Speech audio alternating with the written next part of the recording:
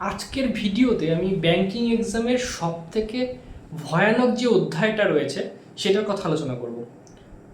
তোমরা যারা প্রিপারেশন নিচ্ছ তারা হয়তো এই ফেজের মধ্যে দিয়ে যাচ্ছ, কিংবা যারা একদম প্রথম দিকে তোমরা যারা শুরু করছো এক্সামিনেশনের প্রিপারেশন, তারা এখনও সেই ফেজটার কাছাকাছি এসে পৌঁছাওনি, হয়তো তোমাদের জন্য এই ফেজটা অপেক্ষা করছে। তাই বলবো ভিডিওটা সবাই দেখো এবং পারলে ভিডিওটা শেয়ার করো। সত্যি কথা বলতে আমি নিজেও এই ফেজটার মধ্যে দিয়ে গেছি। এই ফেজে কি ঠিক হয়, মানে অ্যাসপিরেন্টের সাথে কি কি ঘটে এবং সেখান থেকে কি কিভাবে আমরা নিজেরা রিকভারি করব, এই দুটো বিষয় নিয়ে কিন্তু আমি আলোচনা করব। তাহলে তোমরা যারা রয়েছো এই ফেজের মধ্যে তারা নিজেরা রিলেট করতে পারবে, এবং যারা রয়েছো তারা সেখান থেকে রিকভারি করবে কীভাবে সেটাও বুঝতে পারবে, এবং যারা এখনও এই ফেজটার কাছাকাছি এসে পৌঁছওনি তারা এখন থেকে কিন্তু সতর্ক হতে পারবে যে কি করা উচিত। তো প্রথমেই আমি বলবো, ভিডিওর প্রথমের অংশে আমি বলবো যে এই ফেজটাতে অ্যাকচুয়ালি কী হয়। যখন আমরা প্রিপারেশন নেওয়া শুরু করি প্রথমের দিকে, যেহেতু আমাদের অনেক কিছু আননোন থাকে, আমরা যখন নতুন করে শিখতে শুরু করি সেই সময় আমাদের গ্রোথটা কিন্তু চোখে পড়ে। যে যখন আমরা অন্যান্য ব্যাকগ্রাউন্ড থেকে আসি, বা ধরে নাও আমরা সায়েন্স ব্যাকগ্রাউন্ড হতে পারে, বা আর্টস ব্যাকগ্রাউন্ড, বা কমার্স ব্যাকগ্রাউন্ড, যে ব্যাকগ্রাউন্ডে হোক না কেন, আমরা যখন প্রথমে পড়াশোনাটা শুরু করি তখন আমরা পুরোপুরি একটা আলাদা ব্যাকগ্রাউন্ড থেকে পড়াশোনা করতে এসে আমাদের ইন্টারেস্টটা গ্রো করে, এবং সেই সময় আমাদের প্রিপারেশনের যে একটা গ্রোথের যে ব্যাপারটা থাকে সেটাও কিন্তু প্রচুর পরিমাণে বাড়তে থাকে, গ্রোথটা কিন্তু চোখে পড়ে। এবং সেই সময়টা কেটে যাওয়ার কিছুদিন পর থেকেই আমাদের মধ্যে আর সেই গ্রোথটা দেখা যায় না।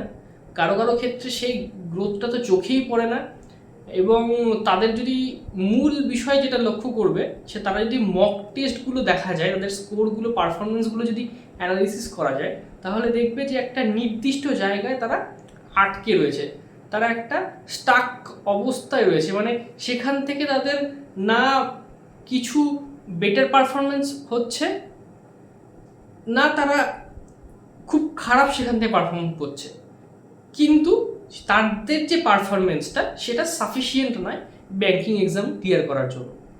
তো এই পরিস্থিতিটা তৈরি হয়ে যায় এবং সেটা দীর্ঘদিন ধরে চলে, এবং দেখা যায় যে যার ফলে তারা প্রিলিমিনারিটা হয়তো পাস করে যাচ্ছে কিন্তু মেন্সটা ক্লিয়ার করতে পারছে না। এই জায়গায় আমি কিছু নিজস্ব প্ল্যান আমি ইমপ্লিমেন্ট করেছিলাম আমার প্রিপারেশনের সময়, যেটা আমাকে হেল্প করেছিল, আমি সেটা বলবো ভিডিওর দ্বিতীয় অংশে।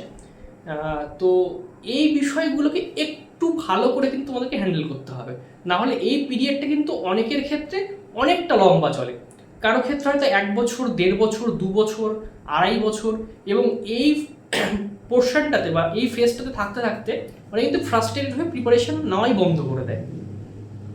তাই জন্য যারা এই ফেজের মধ্যে দিয়ে রয়েছো তারা ভিডিওটা কিন্তু স্কিপ করে যেও না, আর যারা নতুন প্রিপারেশন নিচ্ছ তারাও পারলে ভিডিওটা বাকি অংশটাও দেখো, তাহলে তোমরা এই ফেজের মধ্যে কখনো পড়বেই না। ঠিক আছে? তো আমার স্ট্র্যাটেজিটা ঠিক ছিল এরকমই, যেখানে আমি যারা রয়েছে তাদের ক্ষেত্রে তো হেল্প হবেই, এবং যারা এই ফেজটাতে এখনও নেই, এখনও হয়তো তারা এই ফেজে আসেনি, তাদেরকেও কিন্তু হেল্প হবে, তারা কখনোই আর এই ফেজটার মধ্যে দিয়ে আসবে না। তো আমি কি করতাম, আমি যখন এই ফেজটার মধ্যে দিয়ে গেছি, আমি নিজে বহু প্রিলিমিনারি পরীক্ষা পাস করেছি কিন্তু মেন্সে গিয়ে ক্লিয়ার করিনি। যখন এই ফেজটার মধ্যে দিয়ে ছিলাম আমি নিজে কিন্তু বহুদিন পরে রিয়েলাইজ করতে পারি যে আমার মধ্যে এমন একটা জায়গা তৈরি হয়ে গেছে, আমি আর এখান থেকে বেরোতে পারছি না, না আমার প্রিপারেশন আমি এখান থেকে এনহান্স করতে পারছি, না আমি মানে মেন্স পরীক্ষা কোয়ালিফাই করার জন্য যে স্কোরটা দরকার বা যে পারফরমেন্সটা দরকার সেখানে আমি পৌঁছতে পারছি।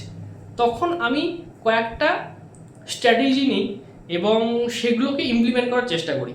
প্রথম জিনিস যেটা করেছিলাম সেটা হচ্ছে সাবজেক্ট ওয়াইজ, মানে তোমার কোয়ান্ট বলো, রিজনিং বলো, ইংলিশ বলো, জিকে বলো, সেগুলোর প্রতিটা সাবজেক্ট ওয়াইজ আমি দেখতে চেয়েছিলাম যে আবার কোন জায়গাগুলোতে আমার এখনও কভার করা হয়নি, মানে আমার থিওরিটিক্যাল পোর্শনে বা কনসেপ্টে এখনও ঘাটতি রয়েছে, যার ফলে আমি সেই সমস্ত প্রশ্নগুলো অ্যাটেম্প্ট করতে পারছি না। আমি প্রাথমিকভাবে যখন প্রিলিমিনারি পাস করে যাচ্ছিলাম, আমার মনে হচ্ছিল আমার হয়তো কোয়ান্টে প্রিপারেশন আমার 100% হয়ে গেছে, কিন্তু আমি যখন এই অ্যানালিসিসটা করতে বসলাম, আমি দেখলাম মেন্সের কিছু ডিআই রিলেটেড প্রবলেম কিন্তু থেকেই যাচ্ছে। অ্যারিথমেটিকেও দু একটা চ্যাপ্টারে এরকম প্রবলেম থেকে যাচ্ছে, যার ফলে আমি একদম যে মার্কটা দরকার, যে পারফরমেন্সটা দরকার, সেটা আমি দিতে পারিনি। সেমভাবে আমি রিজনিংও দেখেছি যে মেন্স লেভেলের ব্লাড রিলেশন বলো বা মেন্স লেভেলের যে ইনপুট আউটপুট বা কিছু কোডিং ডিকোডিং, এগুলো জায়গায় আমার ঘাটতি রয়েছে। সেগুলোকে তারপরে কিন্তু আমি ডে বাই ডে ইমপ্রুভ করার চেষ্টা করি। এবং আমার সব থেকে যেটা আমার এখনও মনে আছে, আমি যখন অ্যানালিসিস করছিলাম তখন আমি নিজে বুঝতে পেরেছি যে আমার ইংলিশের যে ঘাটতিটা, সেটা কিন্তু আমাকে ব্যাপকভাবে পিছনের দিকে টেনে ধরছে, যার ফলে আমি সেই ঘাটতি কাটিয়ে এগোতে পারছি না। তাই জন্য আমার ইংলিশের প্রিপারেশানটাকে আরও মানে আরও মডিফাই করা দরকার, আরও প্র্যাকটিসের দরকার, আরও কনসেপ্টের দরকার, এই বিষয়টা নিজে ফিল করেছি। আর সর্বোপরি যেটা ছিল সেটা হচ্ছে কারেন্ট অ্যাফেয়ার্স। কারেন্ট অ্যাফেয়ার্সের কিছু জায়গা, যেমন ব্যাংকিং রিলেটেড, ফিনান্সিয়াল রিলেটেড যে সমস্ত নিউজগুলো ছিল, সেগুলো আমি কোথাও গিয়ে যেন অ্যাভয়েড করে যাচ্ছিলাম। বা ন্যাশনাল নিউজ যেগুলো হয়, ঠিক আছে, বা বিভিন্ন স্টেট নিউজ যেগুলো থাকে, যে কোন স্টেটে কোন স্কিম আসছে বা কিছু আসছে, সেগুলো কোথাও গিয়ে আমি ওয়ান লাইনার টাইপের বা যে সমস্ত কারেন্ট অ্যাফেয়ার্সগুলো পড়ছি সেগুলোকে ডিটেলে পড়ার দিক থেকে একটু অ্যাভয়েড করছিলাম। বা ডেইলি বেসিসে কারেন্ট অ্যাফেয়ার্স পড়ার যে একটা ক্ষমতা তৈরি করা, সেটা আমার হচ্ছিল না। এটা কিন্তু আমি ব্যাপকভাবে বুঝতে পারি যে এটা একটা আমাকে মেন্স কোয়ালিফাই করার থেকে একটা দূরত্ব তৈরি করে দিচ্ছে, যার ফলে আবার আমি কারেন্ট অ্যাফেয়ার্সটাকে ডেইলি বেসিসে পড়া শুরু করি, যেটা কিন্তু আমি সরাসরি হেল্প পাই আমার আরআরবি ক্লার্কের মেন্সে। তো এই কটা জিনিস কিন্তু আমাকে ব্যাপকভাবে আমাকে দিশা দেখিয়েছিল, একটা রাস্তা দেখিয়ে দিয়েছিল।